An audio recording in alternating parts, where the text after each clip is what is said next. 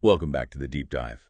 It's funny how money feels like this constant challenge, doesn't it? This pursuit of uh, financial security. It feels like something we should just get. Oh, absolutely. And people have been grappling with the same basic questions for, well, millennia. How do I get Right. enough? How do I keep what I get? And crucially, how do I make it, grow? Exactly. And today we're doing a deep dive into a source that offers some surprisingly simple but really profound answers. And it draws its wisdom from, well, ancient Babylon. Yeah, we're digging into this classic text from 1926. It uses these great parables set right in Babylon, which was just legendary for its wealth. And what's fascinating about Babylon, right, is you picture this incredibly wealthy ancient city. You probably think gold mines, lush land. But nope, Babylon was in this flat, arid river valley. Its wealth wasn't just sitting there, it was pretty much entirely man-made. That's such a key point the source makes. I mean, one of the first huge engineering achievements in history was their irrigation system, turning dry land fertile using the Euphrates River. They were pioneers, not just farming, but maths, astronomy, and finance, too. Early banking, credit.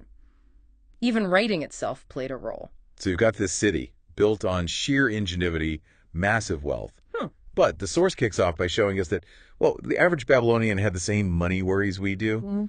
Think of Dabasir, the chariot maker. Gabi, the musician, yeah. These guys were skilled, they worked hard, Definitely. but their purses, always empty, just frustratingly empty. They'd look around at all the gold in Babylon, look at guys like Arkad, the richest man in the city, and just wonder, how? Why him? Why not us? That's what they kept asking. They felt stuck, like they were just working and working, but getting nowhere, never building anything for themselves.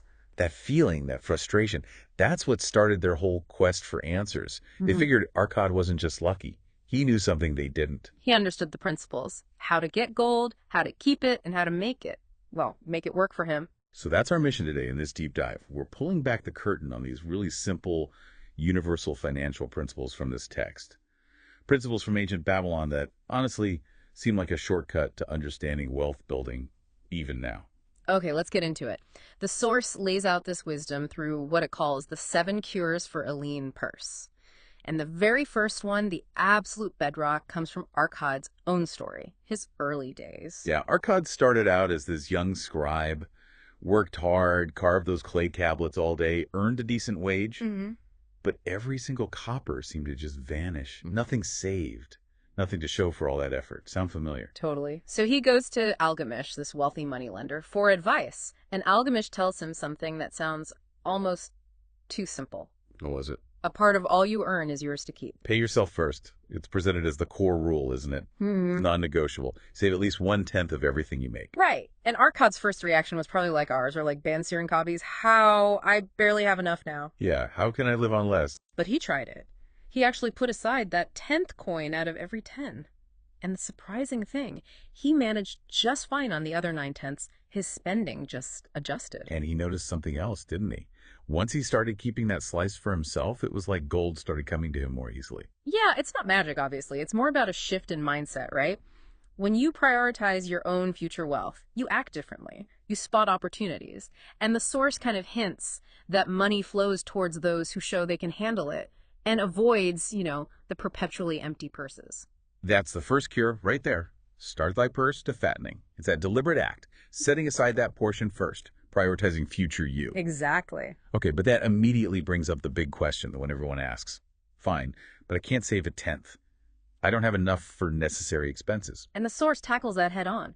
It's Arkad's insight into, well, human nature. He figured out that what we call necessary expenses, that they just tend to swell up and eat whatever income we have. Unless we stop them. Unless we consciously control them, yeah. There's a difference between real needs and, well, desires. And our desires, they're endless, way more than we can ever satisfy. Needs are fewer. Exactly. If you don't manage it, desires win every time. Nothing left to save. So the answer is budgeting. Budgeting, yeah. But not like, wearing a hair shirt. It's presented as a tool, a plan, to see where the money's going, make sure you get value, and this is key to protect that growing stash you're saving from the first cure. The goal isn't misery. It's living well on 9/10. Comfortably. Through smart choices. Right. Well, that 1/10 is safe. That's the second cure. Control thy expenditures. Okay, so now you've got some savings building up. Cure 1 and 2 are working, but just having gold sitting there, Right. that doesn't make you rich. Right. It's just sitting there, inert. It needs to be put to work. It needs to make more money. Which brings us to the third and fourth cures. And Arkad learned these the hard way, didn't he? Oh, yeah. His first investment attempt. Yeah. Total disaster. He gave his savings to Asmer, the brickmaker, who was going traveling, asked him to buy jewels. Seemed like a good idea at the time, maybe. Maybe. But Asmer knew bricks, not jewels. He got ripped off, bought worthless glass. Arkad lost everything. Ouch. The lesson there is pretty clear, I guess. Don't take advice from someone who doesn't know what they're talking about. Yeah. Simple as that. You wouldn't ask a brickmaker about astronomy, right?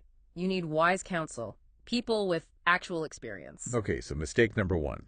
But then he did make a successful investment. He did. He lent money to Agar, the shield maker.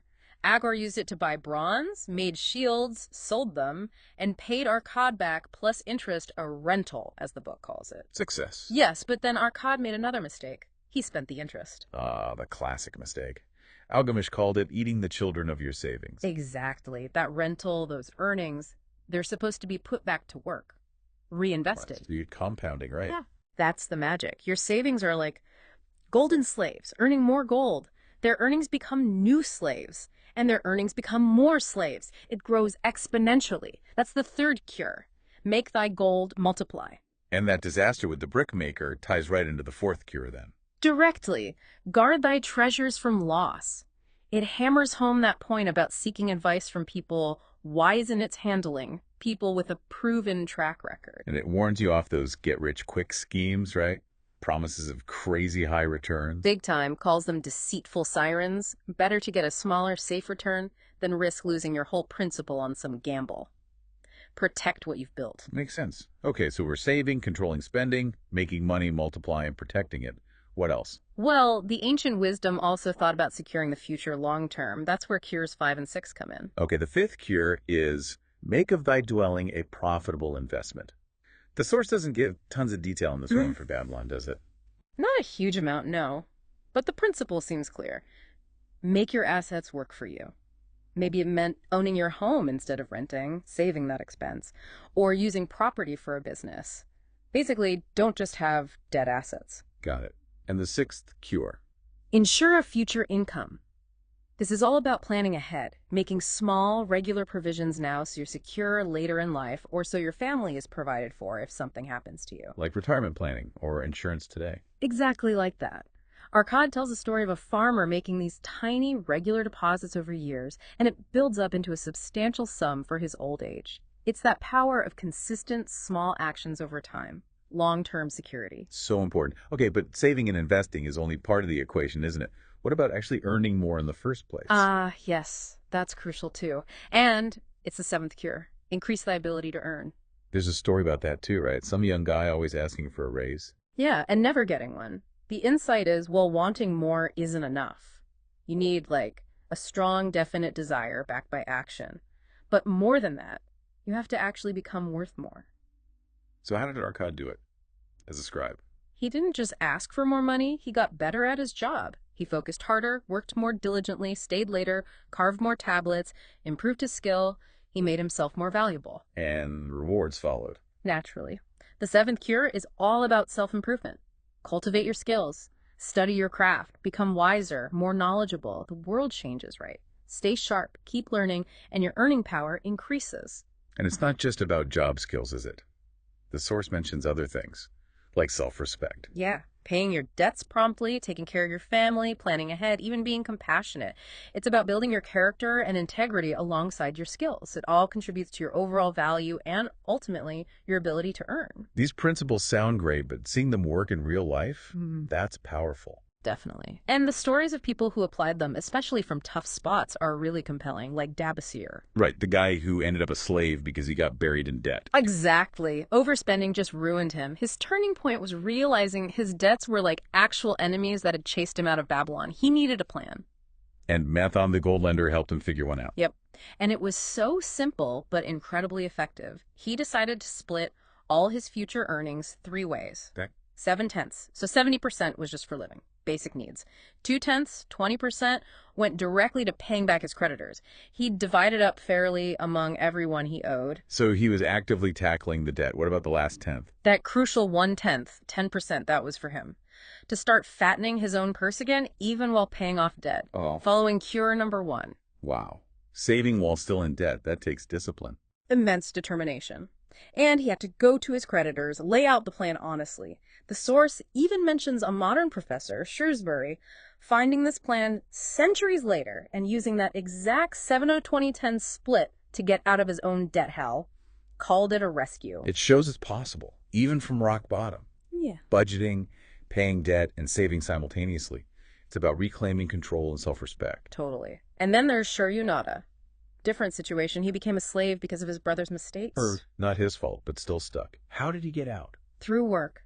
Pure and simple. He learned this lesson from another slave, Megiddo. Work, well done, is a man's best friend. It makes you better. So he applied that. Diligently. He became a great baker, worked harder than required, found little side hustles like selling honey cakes, and saved every single bit he could. Slowly, painstakingly, he saved enough to buy his freedom. It shows that hard work, skill, and saving, even tiny amounts, can be a path out of really bad situations. It's that power of just consistent effort. The source also dives deeper into the wisdom around lending and investing safely. There's this great conversation between Mathon, the experienced lender. Ah, the guy who advised Dabasir. That's him. He's advising a man named Rodin who wants to lend money to his brother-in-law. Oh, tricky situation, lending to family. Exactly. And Mathon's advice is gold. First rule, safety. Always. Protect your principal. Only lend if it's secured by something worth more than the loan, or if the borrower has a proven ability to earn and repay. He warns against lending just because you feel obligated or sentimental. You might just end up taking on their burden yourself. Good point. What else? He warns Rodin off lending for foolish spending, or for those, too good to be true, risky schemes promising huge returns. The deceitful sirens again. Yep. Stick with established people and proven businesses. Yeah. And again, echoing Arkad's mistake. Don't give your money to people who aren't skilled in handling it. It all ties together. Save, control spending, make it grow safely, protect it. And the source really wraps it all up neatly in the 5 laws of gold that Arkad teaches his son, Dabasir. Okay, let's hear them. The distilled wisdom. Right. Law 1. Gold comes easily to those who save at least 1/10. Law 2. Gold works hard for wise owners who find profitable work for it, guided by experts. Makes sense. Law 3. Gold sticks with cautious owners who take advice from wise handlers. Law 4. Gold slips away from those who invest in things they don't understand or that experts don't approve of. Like Arkad and the jewels. Exactly. And Law 5. Gold flees from those chasing impossible earnings, following scammers, or trusting their own inexperience. It's basically a summary of everything we've talked about. Save, invest wisely with good advice, be cautious, avoid dumb risks. Pretty much. And these laws also lead into a final point about opportunity. Ah, yes. Good luck. The source says it tends to follow opportunity, right? Right. It doesn't just fall out of the sky. Right. Opportunity requires action. You have to seize it. But what stops us? What's the big enemy? Procrastination. That tendency we all have to just put things off, delay. The source calls it our own worst enemy. A visitor even bluntly calls someone a procrastinator. Huh. Sometimes you need that directness. Don't delay. Act on these principles. So when you step back and look at all this wisdom from thousands of years ago in Babylon, it's kind of stunning how relevant it still is. It really is. These principles feel fundamental, like laws of nature almost, like gravity, as the source suggests. They provide this clear roadmap, don't they, for getting your finances under control, getting out of debt if you need to, building actual wealth, and finding that security. And the key takeaway seems to be that it's not about getting rich quick. It's a gradual process. Absolutely, built layer by layer. Through knowledge, through sticking to the plan, through consistently applying these truths. They worked in Babylon. And the core idea is, well, they still work now because people and money haven't fundamentally changed that much. So we've journeyed through ancient Babylon, uncovered these cures for a lean purse. Paying yourself first, controlling spending, making money work, protecting it, planning ahead, earning more, seeking wisdom, tackling debt, working hard, seizing opportunities, beating procrastination. Wow, that's a lot. It is, but it boils down to some core actionable ideas. Okay, so here's the final thought for you listening right now. Considering all these simple, powerful truths we've deep dived into today, What's the one principle from ancient Babylon that really hit home for you? The one thing you're going to focus on, maybe strengthen or start applying in your own life?